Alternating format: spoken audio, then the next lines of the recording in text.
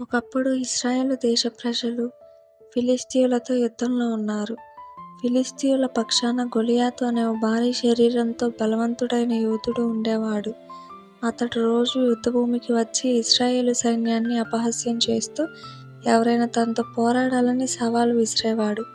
కానీ అతని గొప్ప శరీరాన్ని చూసి ఎవరూ ధైర్యం చేసి ఎదుర్కోలేకపోయారు.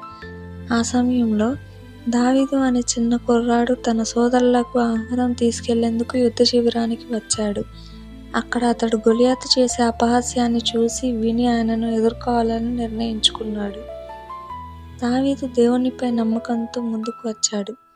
రాజు సౌలు దావీదును చూసి ఆశ్చర్యపడ్డాడు. చిన్న వయసు, యుద్ధ అనుభవం లేని రూపాన్ని గమనించి ఒప్పుకోలేదు. దావీదు తన గతంలో సింహం, చిరుత వంటి మృగాల నుంచి గొర్రెలను రక్షించిన విశ్వాసాన్ని చెప్పాడు. చివరికి సౌలు అతనికి అనుమతిచ్చాడు.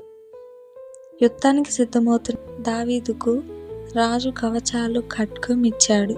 కానీ అవి అతనికి బరువుగా అనిపించి తొలగించాడు.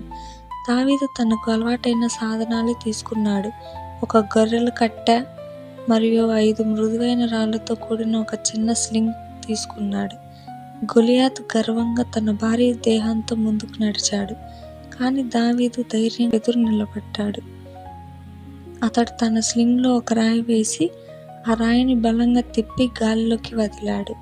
ఆ రాయి నేరుగా గొలియాతు నుదుటికి తగిలింది. అతడు ఒక్కసారిగా నేలను పడిపోయి చనిపోయాడు.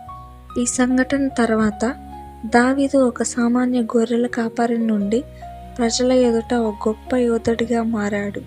అతనికి దేవునిపై ఉన్న ధైర్యం, విశ్వాసంతో ప్రజల హృదయాల్లో నిలిచిపోయాడు. ధన్యవాదములు.